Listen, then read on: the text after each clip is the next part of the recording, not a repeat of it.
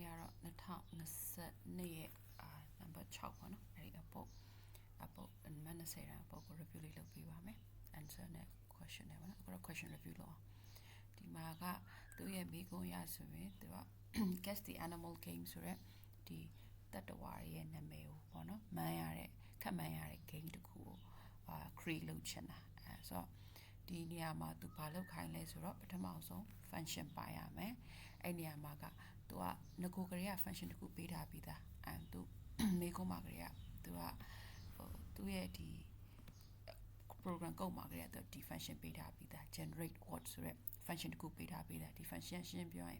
the Hemashi the array one the array the list Hemashi that worry they are that what Google random totama. So the cows or Rima that the one that made the cool random tolima one they are random beta bida. So to a beta bida. So Eddie told it random totare generate lotare that the wow balazing the player up and guess low am be as a below year so but a own program to lochina generate the number of times the user have to guess the secret words. So to put high sagalongo Kamayame a G Doku Jara Dua Dima Biora Bita. The maximum number of attempts is the length of the secret word plus 3. So tong plus 3. Uma tiger lumio account musing. To yen the Google length ngalo. Ngalo uma tong pound me so shitching. So the tigers were a secret word go deep to a J double out lesson. Shitching come and she. Shitching be doing or show me what shitching doing come and 9 or 9 about that tiger molo. A tiger mo pen uma the map your hadlo a chat that the water council in Botma Tavara. A beaver lo music that Leo don't power mount, Leo don't power missing by him like Conajame, Kamangu shime. A low bonsane to a vale program easy china. So a bonzao the program main program them up being that complete program or Quacola and Nelly of Yamio to follow lotar to answer Kire Majaro, Yidari Halia, they be the bomb Majalo to chew yard of Yampian Tarabona. So Diniama, a lumio, the abound those who out to get the main program, one main program by Italy. Whatland plus 3 so we take high. So land of whatland go balot high plus 3 pound high. So to park pie bella goose bella snake bella shark bella a j toka to a land go and don't pound be that to put them to eat each and a pound in Ali Majid high. So now to go a jar keep track of letter from incorrect attempt that are in the secret words and those that are not. There should be no duplicated letter. Soloraga, Tuga incorrect mapi mani. Go Patama Mangaria Mare, Bono, Tigers how Malita, Mare, Mabi me, Balo amleswe. Incorrect attempt new, Balo maleswe. Truck loame, a letter to Kuchins you. Incorrect, Tiger go, Tiger sa pao, Mammy lesera, Tavara, Tunen number, Nagutura, Goose go, Mammy. Man like this way, I'll be come man like that, come man like this way. The gooseneck tiger near Benama do, Dabe me eat the long ara do. Tiger male e bare, goose male e bare. So in that correct value, but incorrect value to my GOOS to Kuma do GOOS to what are incorrect word pit. So be element display look kind of so the get program a low bones and truck look kind hare. Now be your now that go display a message telling the user the number of letters in the secret words. Dabe me but Thomas Sagre to blue la kindness program so Sagre Rambia like program. Sar Yegrea or Sar run like Rea program follow lesson Biome. Mema set a jame a Makamango she now be Bale do ye the secret word my body letter 8 letter she and the Namara that spacing in HRPM. So 8 letters she is so that Kamano Yabi book go ye hobby shit 8 letters she a gum what the list him she 8 letters she a gum by him kangaroo look commuting it only nacha conshobi as a kangaroo labo that carry to a full slow tabby the letter I shit low tappy a low mo when I hope be shit low mo that tower TIGER tiger man like be seen that damn girl Mar enter your guess the secret words have 8 letter go ye command or set a J machine set a J penny they don't make dabby me mamma machin palo tama lesson the word length of the secret words mama machine to keep ox kin long name any bio jar be my yida lesson the abai ma bona check input အပိုင်းမှာရေးထားတယ်သူက check ကို empty လုပ်ခဲ့တယ်ပြီးရင်အဲ့မှာ while length of check not equal to p word length ဆိုလိုတာကဒါ secret word နောက်ပြီးကိုရေးလိုက်တဲ့ကိုခန့်မှန်းလိုက်တဲ့ value ရဲ့ length နဲ့ဒီသူငကိုရှိပြီးသား length နဲ့မတူမချင်းကိုပြန်တောင်းနေမှာ while loop ပတ်နေမှာပေါ့နော် while loop နဲ့ဗာလဲ keep asking လုပ်နေမယ် and then ဗာဖြစ်မလဲ final value ဖြစ်တဲ့ check ကို return ပြန်ထားမယ်ဆိုတော့ဒီ function ကိုပြန်ခေါ်သုံးသွားလိမ့်မယ် main function ထဲမှာဟုတ်ပြီနော်ဆိုတော့ဒါကတော့ဘယ်ချိန်မှာပြန်ခေါ်သုံးမလဲဆိုရင်ဒီ value request လုပ်တဲ့အချိန်မှာပေါ့ဥမာအဖြစ်number attempt ပြီးဒီမှာသူဘာလုပ်မလဲဆိုတော့ guess equal to check input ဆိုပြီးတော့ word length ဆိုပြီးတော့ဒီ function တစ်ခုလုံးကိုcheck input ဆိုရဲfunction တစ်ခုလုံးပြန်ခေါ်သုံးသွားတယ်ဒီနေရာမှာပေါ့နော်ဒါလေးကသူဒါ input ပြန်တောင်းတဲ့အပိုင်းပေါ့မချင်းတောင်းနေမှာပေါ့ဒီလိုမျိုးပေါ့ so ဟုတ်ပြီခုန run လိုက်တဲ့ value ခဏလေး run လိုက်တဲ့ဟာက a tiger မမှန်သေးဘူးဆို kangaroo လို့ကြည့်အောင် k a n g a r o o kangaroo ဆိုတော့ဟုတ်တယ်ဟုတ်ပဲမမှန်သေးဘူးဒါပေမဲ့ secret word ထဲမှာပါတာ a နဲ့ n နဲ့တော့ပါတယ်ဒါမပါတဲ့ value ကကြတော့ k ရဲ့ g ရဲ့ r ရဲ့ o ရဲ့ဒီလိုလဲသူက display ပြခိုင်းတယ်ဘာဖြစ်လဲဆိုရင်ဒီလိုပြလိုက်တာဖြစ်တဲ့အတွက်ဒါ clue ပေးလိုက်တာပေါ့သဲလွန်စာပေးလိုက်တာခန့်မှန်းရလွယ်ကူသွားအောင်လို့ပေါ့ဆိုတော့ a နဲ့ n နဲ့ပါတဲ့ကဏ္ဍရှစ်လုံးပါတဲ့တတ္တဝါကိုဘာလုပ်အောင်မလဲဆိုရင် a နဲ့ n နဲ့ letter လိုမျိုးပါထားတဲ့ကဏ္ဍရှစ်လုံးနဲ့ဖွဲ့စည်းထားတဲ့တတ္တဝါကိုရှာရမယ် k တွေ g တွေ r တွေ o တွေပါလို့မရအောင်ဟုတ်ပြီနော်ဆိုတော့ကို့မှာအကြိမ်ရေအတွက်က10ကြိမ်ပဲကျန်တော့တယ်ဆိုတော့program ကိုပြန်ကြည့်မယ်ဆိုရင် a နဲ့ပါလဲဒီတိုင်းပေါ့မှန်းလို့လွယ်သွားတယ် a နဲ့ n နဲ့ပါတဲ့တတ္တဝါရှစ်လုံးဖြစ်ရမယ်ဆိုတော့ကျွန်တော်ဒီကဘယ်နဲ့ a နဲ့ n နဲ့ပါမယ်ရှစ်လုံးဖြစ်ရမယ်1 2 3 4 5 6 9 8 antelope ကိုလုပ်ကြည့်အောင်တတ္တဝါ a n t e l o p မားလောက်သေးတယ်1 2 3 4 5 6 9လုံးပဲရှိတာဟုတ်တယ်နော်ဘာနောက်ပြီးတော့ o ပါနေတာ o ပါတဲ့ဟာဆိုမပါဘူးလို့ပြောထားပြီးသားလေနော်အိုမပါဘူးလို့ပြောတာတော့အဲ့ဒီကောင်မဖြစ်နိုင်ဘူးနောက်ထပ်ရှစ်လုံးပါရှိနိုင်သေးလဲဆိုရင်ရှစ်လုံးကအိုမပါရမယ် e l e p h a n t elephant လားကြည့်အောင် so e l e p h a n t elephant မှန်သွားပြီဟုတ်ပြီနော်ဆိုတော့ဒါခန့်မှန်းရလွယ်ကူအောင်ဒီပုံစံကစားပြရမယ်လို့ပြောတာဆိုတော့နှစ်ကြိမ်ထဲနဲ့မှန်သွားပြီတော့ secret elephant ကိုဘာဖြစ်မလဲ in 2 attempts ဆိုပြီးတော့ဒါ output ပြန်ထုတ်ပေးရမယ်ဒါကသူလိုချင်တဲ့ game ပုံစံဟုတ်ပြီနော်ဒါကတော့တခါလေးဆော့ပြလိုက်တာပေါ့ဆိုတော့ဒီလိုပုံစံလိုချင်ဟုတ်ပြီအဲ့ဒါဆိုရင် program ကြည့်အောင် program ဘယ်လိုရေးထားရလဲဆိုပထမဦးဆုံးဒါကတော့ဒါပေးထားတဲ့အပိုင်းပေါ့ဒီကောင်ကြီးတစ်ခုလုံးပေးထားတယ်ဒါ random input လုပ်ထားပြီးသားဆိုလိုတာက random pick up လုပ်လိုက်တာပေါ့ဒီ value ကို random ရေးတယ်ပြီးတော့အဲ့ secret word ကို return ပြန်လုပ်တယ်ပြီးအဲ့ secret word ကို तू ကဘယ်အနေနဲ့ပြန်သုံးမလဲဆိုရင်ဒီနေရာမှာတပါးတဲ့ကိုပြန်ခေါ်သုံးတာပြီးသားဒီကောင်ကြီးကmain program နော်ဒီကောင်ကြီးကဒါဒီကောင်ကစပြီးတော့ main program စတယ် add your main program ဆိုဒီ main program မတိုင်ခင်ကလေးကဒီ what to guess ဆိုရဲ variable ထဲမှာ function ပေါ့နော် return function ဖြစ်တဲ့ဒီကောင် generate word ကိုခေါ်သုံးပြီးသားဖြစ်တဲ့အတွက်အဲ့ဒီ what to guess ဆိုတဲ့ထဲမှာဘာရှိနေမှာလဲဆိုရင်အခုဒီ random ထုတ်လိုက်တဲ့ value ပေါ့ tiger ဆို tiger for example ဒီထဲ random value ကို whale ဆို whale ဘာလဲ goat ဆို goat goose ဆိုပြီးဒီတတဝါတစ်ခုခေါ်တော့ဒီ program ထဲမှာ what to guess ဆိုတဲ့ variable ထဲမှာရှိနေလိမ့်မယ်ဟုတ်ပြီနော်ဆိုတော့ဒီဘက်ကနေပြောရင်ပို့ပြီးအဆင်ပြေလိမ့်မယ်ဒါမှာပေါ့ဆိုတော့ဟုတ်ပြီဒီပထမအပိုင်းသူပေးထားတဲ့အပိုင်းကိုသိပြီဆိုတော့ကိုလောက်ရမယ်အပိုင်းစပြီးတော့ check input လုပ်တဲ့ခုနရှင်းပြထားတဲ့အတိုင်းပဲ check input မှာလဲကိုကuser စီကတောင်းပြီပေါ့ဆိုတော့ user စီကတောင်းတာဖြစ်တဲ့အတွက် check ဆိုတဲ့ value မှာ empty string လုပ်ထားတယ်ပြီးတော့မှအဲ့ဒီ length of check နဲ့သူဒီ down နဲ့ p word ပေါ့နော် p word length ဆိုတာဒီဟာကိုရှင်းရှင်းပြောချင်တာဒီ length of p words ပေါ့ဒီဟာကိုပြန်ပြီးတော့ဒီ length နဲ့ကတူမတူပေါ့ length of p word နဲ့မတူသေးသေးသူဘာလုပ်နေမှာလဲဆိုရင်ဟိုပါပေါ့ပြန်ပြီးတော့value down နေမှာပြီးရင်ဟုတ်ပြီနှစ်ခု length တူပြီဆိုမှ check ကို return လုပ်မယ်ဒါဒီပုံစံပေါ့နော်ဒါကတော့ဒီမှာဟိုပါပေါ့ message ကိုလည်း prompt message ကိုလည်းရှင်းရှင်းပြောရရင်လပပလေးပေးထားတယ် appropriate message ပေးထားတယ်ဒီအောက်ကကောင်ကတော့ဒါကတော့ရှင်းပြောရင် process ပိုင်းဖြစ်သွားပြီဘယ်လိုလုပ်ရလဲဆိုတော့ တော့ဒီမှာ parameter 3ခုသုံးသွား4ခုသုံးတယ် p guess p what to guess p letter နဲ့ p type တကယ်ပေါ့နော်သူ့ရဲ့ answer key ထဲမှာတော့ဒါ mark scheme ထဲမှာတော့ဟိုပါလဲ type လို့ပဲရေးရတယ်ဒါပေမဲ့ type ရေးအနေများတယ်ဘာကြောင့်လဲဆိုရင် Python မှာ type ဆိုတဲ့ဟိုပါလဲ function က built in ပါထားပြီးသားဖြစ်တဲ့အတွက်အဲ့ဒီကောင်ခေါ်သုံးနေနဲ့အနေများလို့ကို variable ပါလဲvariable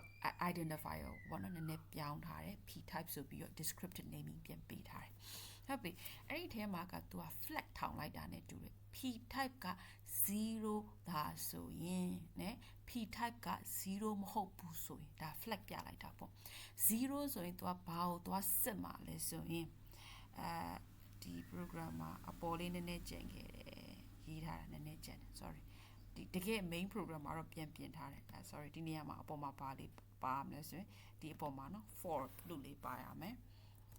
for letter in ဟိုစားပါလဲ for letter in ဟိုစားပါလဲ p guess ဆိုတဲ့ဟာလေးပါရမယ် sorry အဲ့ဒီကောင်လေးပါမလားဟုတ်ပြီနော်ဒါလေးကဖြစ်မနေပါလာရမယ် thickness နည်းနည်းတင်အောင်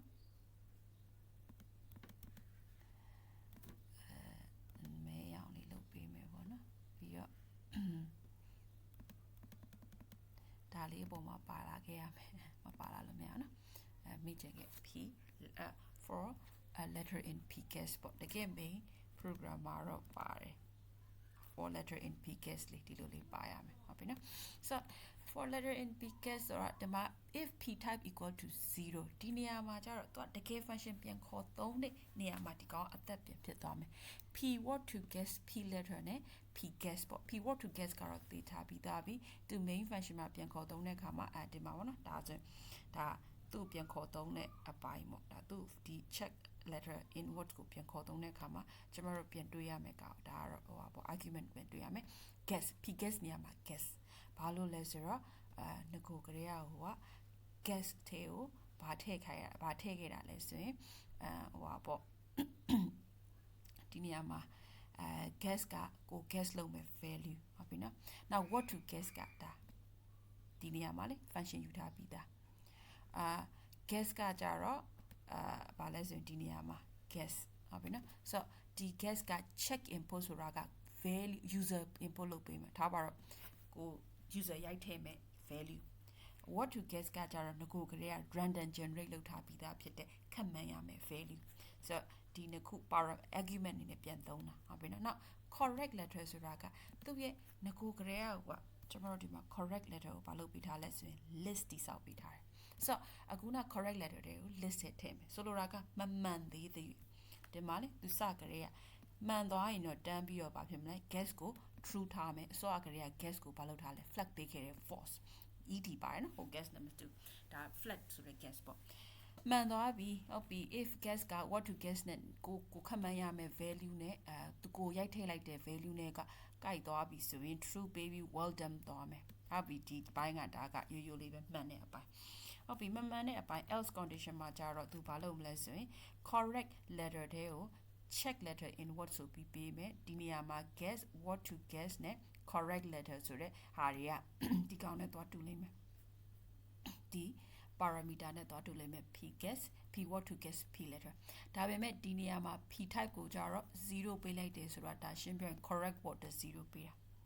correct letter တဲ့0ပေးတာ so 0လို့ပြောရင်ဒီ condition ကိုစစ်သွားလိမ့်မယ်ဟုတ်ပြီနော်0မဟုတ်ဘူးသူဒီမှာပြန်ပြောတယ် incorrect wrong letter တက်တာတော့ဘာဖြစ်လဲ flag ပေးလိုက်တယ်1လို့ပြောပြီးဆိုရင်ဘာအတွက်စစ်သွားမလဲဆိုရင်ဒီ else condition စစ်ချသွားမယ်ဒါတခါတည်း flag ထည့်လိုက်တာပေါ့ flag ထည့်လိုက်တာဖြစ်တဲ့အတွက် parameter တွေအများကြီးသုံးစရာမလိုတော့ဘူးပေါ့ဒီနေရာမှာ different parameter သုံးစရာမလိုဘဲနဲ့အကုန်တူတူသုံးလို့ရတယ် for letter in p word to guess and letter not in the p letter ဒီနေရာမှာ p letter ကိုပြောင်းချင်တော့ p letter ကိုအများကြီး parameter မသုံးချင်တော့ဘာလို့လဲဒီနေရာမှာ p letter ကဘာနဲ့သွားတူမှာလဲဆိုရင် correct letter အတွက်0ဆိုရင် correct letter ဖြစ်မယ်1ဆိုရင် wrong letter ဖြစ်မယ်ဆိုလိုတာက0လို့ flag တက်လိုက်ပြီဆိုတာနဲ့ဒီသုံးလိုက်တဲ့ဟိုကဒီကောင်ဒီ ဒီ function ကြီးက0ဆိုရင်ဒီကောင်ဒီခေါ်သုံးတာဒီပါပေါ့နော် correct letter ဒီဟိုပါလေ p letter နေရာမှာ correct letter ဆိုတဲ့ variable သုံးမယ်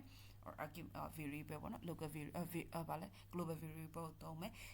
one လို့ flag ခေါ်လိုက်ပြီဆိုတာနဲ့သိကြတယ်ဒီနေရာမှာ wrong letter ကိုသုံးသွားမယ်ဆိုတော့ဒီနေရာမှာဒီ main ဒီဥစားပေါ့နော် sub program ကြီးထဲမှာဥစားပါလေ variable နှစ်ခုသုံးကြရမလို့တော့ဘယ်နဲ့သူက flag ထားပြလိုက်တာပေါ့ flag ထားပေးလိုက်တဲ့ပုံစံပေါ့ဒီနေရာမှာ flag မထားဘဲနဲ့ variable နှစ်ခုသုံးလဲရတယ်လို့ပြောတာပေါ့ဆိုတော့ letter က pivot to guess ထဲမှာရှိလဲရှိမယ်ဆိုလိုတာက what to guess ထဲမှာရှိရဲ့ value ပေါ့ဆိုလိုတာကဥပမာပြခုနပြောသလို tiger ဆိုရင်ကိုမှန်းရမယ့်ဟာက tiger ထားပါတော့ဒါပေမဲ့ကိုရေးလိုက်တာက GOOSC ကူဆိုရင် E ရပါတယ်ပေါ့ဒါလည်း letter က E ထဲမှာလည်းရှိမယ်နောက် P letter လို့ခေါ်တဲ့ဒီ array ထဲမှာလည်းမရှိဘူးဆိုဒါရှင်းပြ overlap မဖြစ်အောင် duplicate မဖြစ်အောင်ငကိုရှိပြီးသား letter ဆိုရင်တော့မထည့်ဘူးလေ not in P letter ပေါ့မရှိပြီးသား letter လည်းဖြစ်ရမယ်နောက်ပြီးတော့ P word ဆိုရဲကို guess လုပ်ရမယ့်ဟာတွေကဟာလည်းဖြစ်ရမယ်ဥပမာပြကို tiger ဆိုရင် E ဆိုတဲ့ value ဆိုရင်ဖြစ်နေတယ်ဆိုရင်တော့ P letter dot append letter လို့ရေးလိုက်တယ်စင်းပြဒီ P letter က0သာဆိုရင်ဒီကောင်ဖြစ်မယ် correct letter ဆိုရဲ list တွေကို append လုပ်လိုက်တာ letter ကိုဒါပေမဲ့ else မဟုတ်ဘဲနဲ့ flat က1ဖြစ်တယ်ဆိုရင်0မဟုတ်ပဲ1ပေါ့နော်1ဖြစ်တယ်ဆိုရင်တော့ဒီ P what to guess ထဲမှာမရှိတဲ့စကားလုံးဖြစ်လိမ့်မယ် tiger ကို guess လုပ်ရမယ်ဆို TIGER ဆိုရဲ T တွေ I တွေ G တွေ E တွေ R တွေမဟုတ်တဲ့ word ကို guess လုပ်မယ် GOOSE ဆို G တို့ O တို့ကမပါဘူးဆိုဒီလိုမျိုး not in ဖြစ်မယ်နောက်ပြီးတော့ P letter လို့ခေါ်တဲ့ငကိုကလေးကလည်း wrong letter ထဲမှာမရှိပြီးသား value ဆိုရင်အဲ့ဒီထဲကိုထည့်မယ်ပြီးတော့မှ P letter return လုပ်သွားတယ်ဒီ function ကိုကြတော့မှားတဲ့မှန်တဲ့ value တွေကို check လုပ်တဲ့နေရာမှာပြန်ခေါ်သုံးသွားတယ်ဟုတ်ပြီနော်နောက်ဆုံးမှာတော့သူ display လုပ်သွားတယ်ဒါကတော့ display ပေါ့ဒါဆိုလိုတာက P correct letter လို့ပြောချင်တာဒီ variable နှစ်ခုသုံးတယ်ဒါပေမဲ့အဲ့ဒီ variable parameter နှစ်ခုသုံးတယ်အဲ့ဒီ parameter နှစ်ခုဒီနေရာမှာကြတော့ argument အနေနဲ့ correct letter နဲ့ wrong letter နဲ့ပြန်သွားတယ်ဆိုလိုတာကဒီနှစ်ခုကို display ပြန်ပြတာလို့ပြောချင်တာ display ပြတဲ့နေရာမှာလဲသူက length က greater than 0ဆိုမှာပေါ့ဒီထဲမှာဘာမှမရှိဘူးဆိုရင်လည်းပြစရာမလိုဘူးလေ length ကဘာမှမရှိဘူးဆိုရင်ပြစရာမလို greater than 0ဆိုမှဘာဖြစ်မလဲအဲ့နှစ်ခုစလုံး print ထုတ်ပေးလိုက်တယ်ဒါဒီပုံစံပေါ့program run တဲ့ပုံစံရဆိုရင်run တာပဲရောက်တာဟိုလုံးမိလိုက်ပြီထင်တယ်ပိတ်လိုက်မိပြီထင်တယ်နော်ဆိုတော့ run တဲ့ပုံစံရဆိုရင်ဒါသူကမပါတဲ့ value နဲ့ပါတဲ့ value ကို list နှစ်ခုနဲ့ထုတ်ပေးလိုက်တယ်ဟိုမှာတော့ list နဲ့မပြအောင်အရင်ရှုပ်တယ်အဲဒါကြောင့်မလို့ list နဲ့ပြန်ထုတ်ပေးလိုက်တာပို့ပြီးအဆင်ပြေသွားအောင်လို့ပေါ့နော်ဆိုတော့ဒီ program တစ်ခုကို general ပြန်ခြုံပြောမယ်ဆိုရင်ဒါကကြတော့ဒါ random ဒါကprogram ကနေပြီးတော့ကို guess လုပ်ရမယ် value ဒီကောင်ကကြတော့ကိုထည့်ရမယ် input ကိုရဲ့ခံမှန်းမဲ့ value input ဒီကောင်ကကြတော့ဒီထဲမှာမှားတယ်ဆိုမှဒီ letter တွေရှိမရှိကိုစစ်တာဒီကောင်ကကြတော့ final display မှားတယ်ဆိုရင် display ပြတယ်ဆိုတော့အဲ့ function တွေဘယ်လိုပြန်ခေါ်သုံးလားဆိုတာ main မှာဆိုရင်သူငကိုကလေးကကြတော့အခုနပထမဦးဆုံးဗာလဲ random generate လုပ်ရမယ် value ကိုကြတော့ what to guess ဆိုရဲvariable ထဲမှာသူခေါ်လိုက်တယ်ဆိုတော့ဒီအဲ့ဒီ function တစ်ခုလုံးကိုခေါ်သုံးကြတယ်ဆိုရင်ဒီ what to guess လေးကိုပြန်ပြီးတော့သုံးလိုက်ရပြီmain ထဲမှာကျတော့ variable လောက်ထားတယ်ဒါကတော့ဒါ initialization လောက်ထားတယ်word length ဆိုတာကဒါ variable တစ်ခုတည်း what to guess ဆိုတော့ကိုသူ return လုပ်ထားတဲ့ value secret word ကို secret word ရဲ့ length ကိုထည့်လိုက်တယ်ပြီးတော့ maximum အထက်ကကျတော့ဒီ word length ကို plus 3လုပ်လိုက်တယ် number of အထက်ကိုအစကတည်းက0ပေးတယ်ဘာကြောင့်လဲဆိုရင် number of အထက်ကတစ်ကောင်တစ်ချိန်တိုင်းမှာတစ်တိုးသွားရမယ် plus 1ဟုတ်ပြီနော်ဘာကြောင့်လဲဆိုရင်တစ်ချိန်မှန်းပြီးတိုင်းမှာတစ်တိုးရမယ်ဆိုလိုတာကဟို number of attempt အချိန်အတွက်2ချိန်မှန်းပြီးသွားပြီ3ချိန်မှန်းပြီးသွားပြီဆိုတို့လာလိမ့်မယ်နောက် correct letter ဆိုတာကကိုကမှားတယ်ဆိုရင်ကိုရဲ့ value ပါနေတဲ့ words တွေကိုဒီ correct letter ဆိုတဲ့ list တွေကိုထည့်မယ် wrong letter ကကြတော့ကို value ကမပါနေဘူးပေါ့ကိုမှန်းတဲ့ထဲကကို words တွေမပါနေဘူးဆို wrong letter ဆိုတဲ့ list တွေကိုထည့်မယ်ဒါပေမဲ့ဒီမှာ no duplicate ဆိုတာကပုံစံတူနေပြန်ထည့်လို့မရ A ပါပြီးသွားပြီဆိုရင်အဲ့ဒီ A ကထပ်ထည့်စရာမလိုတော့စကလေးက flag ပြခဲ့တယ် guess ကို false လုပ်ခဲ့တယ်ဒီ guess နဲ့အပေါ်ကဒီက guess နဲ့မတူဘူးเนาะပြီးတော့မှဒါမှာ while loop ပတ်တယ်ဒါဘာလဲဆိုရင်ရှင်းရှင်းပြောရင် value က maximum attempt မရောက်သေးတဲ့၍ပတ်မယ် or false ဖြစ်နေသေးသည်ဆိုလိုတာကမှန်းလို့မရသေးသည်ဆိုတော့အခက်မှန်းတာမှန်သွားပြီဆိုတာနဲ့ guess ဆိုတဲ့ flag က true ဖြစ်ပြီး out of loop ဖြစ်သွားမယ် while loop out of loop ဖြစ်သွားမယ်ဒါပေမဲ့မမှန်သေးသေးဘယ်လိုသွားနေမလဲဆိုရင် number of attempt က maximum attempt တက်ပါဖြစ်မလဲငယ်နေသေးသေးဒီ loop ကြီးပတ်နေမယ်ဒါပေမဲ့ maximum attempt နဲ့ညီသွားတယ်ဆိုရင်ဒီမှာ if number of attempt က maximum attempt နဲ့ညီပြီးတော့ guess ကလည်း false ဖြစ်နေတဲ့ condition ဆိုရင်တော့ဒါရှင်းပြလုံးလုံးကြီးကိုဘာဖြစ်လဲ game over ဖြစ်သွားတဲ့အခြေအနေSo every time mama do a print လုပ်လိုက်တယ်ဒါ appropriate print ပေါ့ you have ဘာဖြစ်မလဲ maximum attempt ရှိရဲဆိုပြီးဒါပြောပြတယ်ပြီးတော့ရင် number of attempt ကိုတစ်တိုးလိုက်ပြီးစပြီး guess လုပ်တော့မှလို့တစ်တိုးတယ်ပြီးတော့မှ guess ဆိုတဲ့variable တွေကိုရဲ့ value ပေါ့နော်ကို check လုပ်မဲ့ value ကိုရိုက်ထည့်မဲ့ value ကိုဘာလုပ်လိုက်တာလဲ function အဲ့ function ကြီးတစ်ခုလုံးဘာလုပ်လိုက်တာလဲဆိုရင်ခေါ်ပလိုက်တယ်ပြီးတော့မှစပြီးတော့ if what to guess ကညီသွားပြီဆိုရင်ဒီနှစ်ခုပေါ့ဒီ guess value နဲ့ဟို value နဲ့ generate word လုပ်ထားတဲ့ value နဲ့ညီသွားတယ်ဆိုရင်တော့ true တက်တယ်ပြီး well done ပေါ့ပြီး attempt ပြောသွားတယ်ဘယ်နှကြိမ်မှလည်းမှန်သွားပြီပေါ့ else ဆိုရင်တော့ခုနပြောသလိုပဲ correct letter ဆိုပြီး correct letter ဆိုရက်ဟိုစားပါလဲဒီဟိုစားတွေကိုဘာလုပ်ပြီးလဲဆိုရင်ဒီ value တွေအထည့်ပြီးဒီ correct letter ဆိုရက်ဟိုဘာလဲ variable တွေကိုဒီတစ်ခုလုံးထည့်လိုက်တယ် append လုပ်လိုက်တဲ့အပိုင်းပေါ့ဒီမှာဒါဆိုရင် flag 0ဆိုရင်ဒီတစ်ပိုင်းပေါ့ဒါပေါ့နော် flag တာ1ဆိုရင်တော့ဒီမားတဲ့အတွက်ထည့်မယ်ဟောဗာလဲ wrong letter ထဲကိုထည့်တယ်ပြီး final မှာမားတာဖြစ်တဲ့အတွက် correct letter or wrong letter ဆိုတဲ့ list တစ်ခုလုံး display ပြန်ပြတယ်ဒါနဲ့သူပုံစံ run ထားတာပေါ့နော်ဒီ program ကဒီလို run ထားတယ်သူ့ငကို function မှာတော့ငကိုထဲမှာတော့နည်းနည်းလေးရှုပ်နေတာလေးတွေရှိတော့ပြန်ပြီးတော့အတက်နိုင်ဆုံးတော့ရှင်းအောင်ပြန်ရေးပေးထားတယ်ပေါ့နော်အကုန်လုံးနားလည်မယ်လို့ထင်ပါတယ်